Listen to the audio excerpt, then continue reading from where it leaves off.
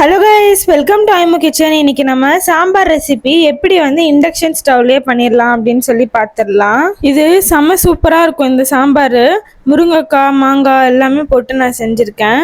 அதுக்கு முன்னாடி நம்ம சேனலை ஃபர்ஸ்ட் டைம் பார்க்குறீங்கன்னா மறக்காமல் சப்ஸ்கிரைப் பண்ணிக்கோங்க. இப்போ வாங்க வீடியோக்குள்ளே போகலாமா?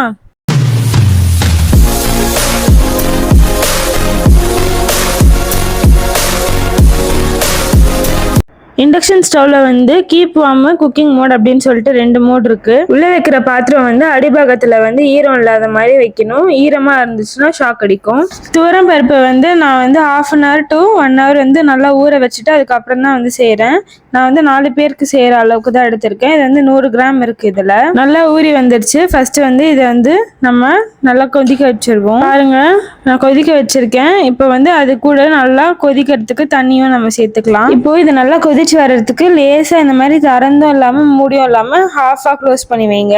கொஞ்சம் இந்த மாதிரி மேல நுர தொப்பி இப்படி வரும் பாத்தீங்களா, அந்த நுர எல்லாம் நம்ம தூக்கி போட்டுருணும். அது எல்லாமே வேஸ்ட் தான், அதெல்லாம் சாப்பிடக்கூடாது. நல்லா கொதிச்சு வந்துட்டு இருக்கு பாருங்க. இந்த மாதிரி ஸ்டேஜ்ல தான் நான் என்ன பண்ணணும்னு சொல்றேன். இது கூடயே நான் சின்ன வெங்காயத்தை சேர்த்துக்கிறேன். நான் ஒரு 10 to 20 சின்ன வெங்காயம் சேர்த்து 8 to 10 பல்லு பூண்டு நம்ம சேர்த்துக்கலாம். அப்புறம் நான் தக்காளி சேர்த்துருக்கேன். நான் 2 to 3 தக்காளி சேர்த்துருக்கேன். சின்ன சைஸ் தான், ரொம்ப பெருசுலாம் இல்லை. அதுக்கப்புறம் இது நல்லா ஒன்று போல் கொதிச்சு வரட்டும். இதுக்கு தேவையான அளவுக்கு நம்ம ஃபஸ்ட்டு மஞ்சள் சேர்த்துக்கலாம், 1 டேபிள் ஸ்பூன் அளவு.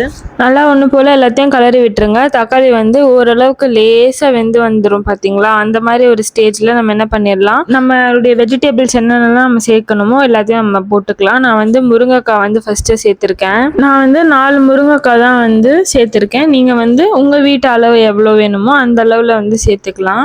சேம் இன்கிரீடியன்ஸ் தான், அந்த அளவுகள் மட்டும் நான் 4 பேர் அளவுல தான் ஃபுல்லாவே குக் பண்றேன். அதுக்கப்புறம் தேவையான அளவுக்கு ஃபர்ஸ்ட் நம்ம உப்பு போட்டுக்கலாம். ஃபர்ஸ்ட்ல இருந்தே நம்ம உப்பு போடல, இப்பதான் போடுறோம். போட்டுட்டு கொஞ்சம் திறந்து கொஞ்சம் மூடின மாதிரி இந்த அளவு கேப் இருக்கணும். இந்த மாதிரி க்ளோஸ் பண்ணுறப்ப தான் சீக்கிரமாக கொதிச்சு வந்துடும். பாருங்கள், இப்போ நான் ஓப்பன் பண்ணி பார்க்குறேன். சூப்பராக வெந்து வந்திருக்கு முருங்கைக்காலாம். அதாவது ஒரு 75% வெந்து வந்துருச்சு. இப்போ நான் காரத்துக்கு குழம்பு மிளகாத்தூள் ஒரு 1.5 டேபிள் ஸ்பூன் நான் சேர்த்துருக்கேன். அவங்கவுங்க காரம் அளவு பார்த்து சேர்த்துக்கோங்க. இப்போ இந்த மசாலாலாம் நல்லா ஒன்று போல் கலரிடலாம். கலரி விட்டுட்டு நம்ம கொஞ்ச நேரம் க்ளோஸ் பண்ணி வச்சிடலாம். இப்போ நான் பச்சை கருவேப்பிலை இருக்குல்ல, அதை ஒரு கைப்பிடி அளவு சேர்த்துக்கிறேன். நல்லா தாராளமாகவே சேர்த்துக்கலாம். இப்போ 2 பச்சை மிளகா முழுசாவே அப்படியே நான் சேர்த்துக்கிறேன். காரத்துக்கு கொஞ்சம் சேர்த்துக்கலாம்.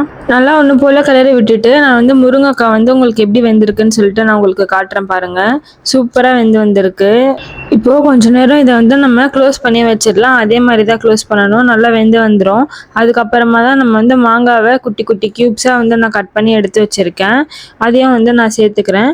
உங்களுக்கு மாங்காய் ரொம்ப விருப்பப்பட்டு வீட்டில் எல்லாரும் சாப்பிடுவாங்க அப்படின்னா அந்த குவான்டிட்டி அளவுக்கு நீங்கள் சேர்த்துக்கலாம். அதே மாதிரி கம்மியாக வேணும்னாலும் கம்மியாக சேர்த்துக்கலாம். இந்த ஸ்டேஜில் மாங்காய் தான் சேர்க்கணும் அப்படின்ட்டு இல்லை. உங்களுக்கு கத்திரிக்காய் சேர்க்கணும், இல்லை வேறு ஏதாச்சும் காய்கறி சேர்க்கணும் அப்படின்னா கூட அது கூட நீங்கள் ஆட் பண்ணிக்கலாம். முன்ன முருங்கைக்காய் வெந்ததை விட இந்த வாட்டி பாருங்கள் நல்லா சூப்பராக வெந்திருக்கு. எல்லாமே நல்லா வெந்து வந்துச்சுல. இந்த ஸ்டேஜில் தான் நம்ம டேஸ்ட்லாம் பார்த்துக்கணும். உப்பு காரம் எல்லாமே கரெக்டாக இருக்கான்னு சொல்லிட்டு செக் பண்ணிக்கோங்க. எனக்கு உப்பு அளவு மட்டும் கொஞ்சம் கம்மியாக இருக்க மாதிரி இருக்குது. அதனால் நான் இந்த ஸ்டேஜில் உப்பு கொஞ்சம் சேர்த்துக்க போகிறேன். நான் கல் உப்பு தான் சேர்த்துக்கிறேன். அவ்வளோதான். இப்போ நான் சாம்பார் கொஞ்சம் ஓரமாக வச்சுட்டு இன்னொரு ஒரு பாத்திரம் வச்சுருக்கேன். பழைய ரைஸ் குக்கருடைய உள்ளே வைக்கிற பாத்திரம் இருக்குது. அதை நான் வச்சுட்டு அதுக்குள்ளே கொஞ்சோண்டு தண்ணி பிடிச்சி வச்சுருக்கேன். என்ன பண்ண போகிறேன்னு தானே பார்க்குறீங்க. நான் மினி இட்லி தான் செஞ்சிட்ருக்கேன். ஆக்சுவலி மார்னிங்கே நான் சாம்பார் ரெசிப்பியும் சேர்த்து செய்கிற மாதிரி இருந்துச்சு லஞ்சுக்கு.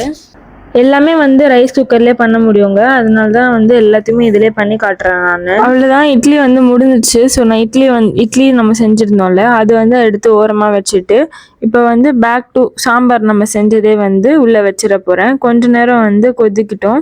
கொதிச்சதுக்கு அப்புறமா நான் என்ன பண்ணணும்னு சொல்லி காட்டுறேன் உங்களுக்கு. பாருங்கள், இந்த மாங்காவுமே நல்லா கொதிச்சு சூப்பராக வெந்து வந்திருக்கு. இப்போது இந்த சாம்பார் ரெசிபியை ஃபுல்லாக நான் வேறு ஒரு பாத்திரத்துக்கு மாற்றிட்டு இதில் என்ன பண்ண போகிறேன்னு சொல்லி உங்களுக்கு காட்டுறேன். பார்த்தீங்களா, ரைஸ் குக்கரில் அடியெல்லாம் பிடிக்கவே இல்லை. எல்லாமே சூப்பராக வந்திருக்கு பாருங்கள். இப்போது இதே ரைஸ் குக்கரை நம்ம திருப்பி வச்சுட்டு இதில் நம்ம வடகம் ரெடி பண்ணிக்கலாம். போதுமான அளவுக்கு ஃபஸ்ட்டு எண்ணெய் சேர்த்துக்கிறேன். இப்போ வந்து இந்த வடகத்தை வந்து நம்ம இதில் சேர்த்துக்க போகிறோம். எப்படி சேர்த்துக்கணும் அப்படின்னா, நம்ம வந்து இந்த கார்னரில் தான் போட்டுக்கணும். நடுவில் போட்டிங்கன்னா அது வந்து வேகாது. சுற்றியுமே வந்து ஃபுல்லாக போட்டுக்கணும். இப்போது நல்லா ஒரு கைப்பிடி அளவுக்கு கருவேப்பிலையும் நம்ம சேர்த்துக்கலாம். அதுக்கப்புறம் பெருங்காயம் பவுடர் வந்து கொஞ்சம் சேர்த்துக்க போகிறோம். காஞ்ச மிளகாய் வந்து நான் இந்த மாதிரி ஒரு காஞ்ச மிளகாவை உடச்சி இப்படி சேர்த்துக்கிறேன். எப்போவுமே பாத்திரத்துக்கு நடுவில் கொண்டு வராதீங்க. இந்த மாதிரி கார்னரில் சர்க்கிள் மாதிரியே வந்து நீங்கள் வந்து குக் பண்ணிங்கன்னா நல்லா வந்து உங்களுக்கு வரும். இது இன்னும் நல்லா வதங்கி வர்றதுக்கு சாம்பார் ஒரு கரண்டி போட்டு டக்குன்னு க்ளோஸ் பண்ணிடுங்க. ஏன்னா மேலெல்லாம் வெடிச்சிரும். ஒரு 10 செகண்ட்ஸ் அப்படி விட்டுட்டு ஓப்பன் பண்ணி பாருங்கள். இந்த மாதிரி நல்லா கொதிச்சுட்டு இருக்கோம். அதுக்கப்புறம் நம்ம என்ன பண்ணிடலாம், அவ்வளோதான். இப்போ நம்ம தாளிப்பும் வந்து சூப்பராக ரெடி ஆகிடுச்சு. நம்ம என்ன பண்ண போகிறோம், இது ஃபுல்லாத்தையுமே வந்து அந்த இண்டோலியம் பாத்திரத்தில் நான் ஆல்ரெடி வச்சுருந்தேன் இல்லையா, அதிலே வந்து நம்ம சேர்த்துக்கலாம். பாருங்கள், நம்ம சாம்பார் ரெசிபி சூப்பராக ரெடி ஆகிடுச்சு. இந்த வீடியோ பிடிச்சிருந்தா மறக்காமல் லைக் பண்ணுங்கள், ஷேர் பண்ணுங்கள், சப்ஸ்கிரைப் பண்ணுங்கள். வாங்க சாப்பிட்லாம். தேங்க்ஸ் ஃபார் வாட்சிங். பாய்.